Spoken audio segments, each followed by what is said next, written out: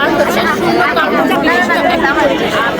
Sir, এই তিনটি লক্ষ্যমাত্রা যদি আমরা অর্জন করতে পারি তাহলে আমাদের চারটি বিষয়বস্তু এখন পৃথিবীতে এই চারটি বিষয়বস্তুকে সাধারণত না বলা হচ্ছে এখন এই চারটি বিষয়বস্তুকে একটি মহাশূন্য একটি মহাশক্তি হিসেবে ধরা হচ্ছে।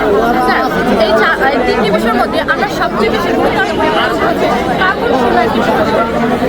স্যার, আমরা যদি প্রথমে আমাদের এই রাস্তার মধ্যে আসি, আমরা যে গাড়িগুলো স্থাপন করেছি এগুলো সম্পূর্ণ ইলেকট্রিক ব্যাটারি চালিত ইলেকট্রিক ইঞ্জিন চালিত এক ধরনের গাড়ি। স্যার, আমাদের দেশ হচ্ছে জনবহুলপূর্ণ দেশ, আমাদের দেশে পর্যাপ্ত পরিমাণ গাছ থাকে। আপনার বিশেষ করবেন স্যার, একটি গাছ মাত্র এক বছরে 20 থেকে 22 লিটার কার্বন ডাই অক্সাইড করতে পারে, কিন্তু সেই জায়গায় দৈনিক তার হার জানেন তো বলে 0.06 লিটার। যদি আমরা একটি ইঞ্জিন চালিত যান ব্যবহার করি, সেই জায়গায় একটা ইঞ্জিন চালিত যান করে যদি 800 কিলোমিটার পথ অতিক্রম করে তাহলে সে 800 লিটার কার্বন ডাই অক্সাইড ত্যাগ করে। আর একটি ইঞ্জিন চালিত মানে পেট্রোল চালিত বাসে সেই কার্বন ডাই অক্সাইড যে ত্যাগ করছে সেটা যদি আমরা শোষণ করতে চাই তাহলে আমার বৃক্ষের প্রয়োজন হচ্ছে 13,334টি টন, কিন্তু সেটা আমাদের দেশে প্রায় সম্ভব, কিন্তু তাও আমরা চেষ্টা করেছি যথাসম্ভব। আমরা যদি ইলেকট্রিক গাড়ির কথা বলি সেই জায়গায় সে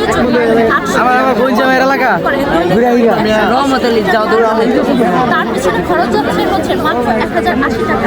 আর একটি পেট্রোল চালিত যানের পিছনে খরচ যাচ্ছে হচ্ছে দৈনিক 66.7 লিটার পেট্রোল লাগে তার, এবং তার পিছনে খরচ হচ্ছে 8,600 থেকে 8,000 টাকা।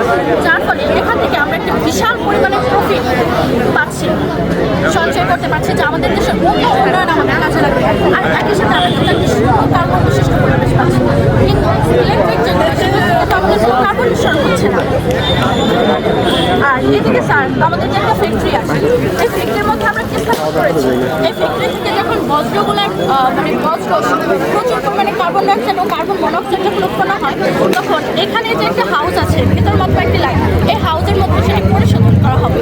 পরিশোধন করে যখন এটা আবার পরিবেশে ছেড়ে দেওয়া হবে, পরিশোধন করে যখন এটা পরিবেশে ছেড়ে দেওয়া হবে তখন এটা আমাদের পরিবেশের জন্য কোনো ক্ষতিকর হবে না, এবং আমরা একটি শূন্য কার্বন বিশিষ্ট পরিবেশ পাবো। এছাড়াও স্যার, এখান থেকে যে কলকারখানা থেকে যে দূষিত পানিগুলো বের হয় সেগুলোর জন্য কিন্তু আমাদের নদী দূষিত হচ্ছে। সেই নদী দূষণ রোধ করতে আমরা নদীর তলদেশ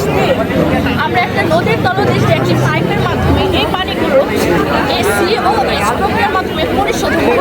এই পরিশোধন প্রক্রিয়ার মাধ্যমে আমরা এই পানিকে আবার নিজেকে একটা নদীতে ছেড়ে দিতে পারবো। তখন কিন্তু আমাদের কোনো কার্বন নিঃসরণ হচ্ছে না, তখন কিন্তু আমাদের পরিবেশ দূষিত হচ্ছে। এছাড়াও স্যার, এখানে দেখতে পাচ্ছেন একটা টারবাইন স্থাপন করছে।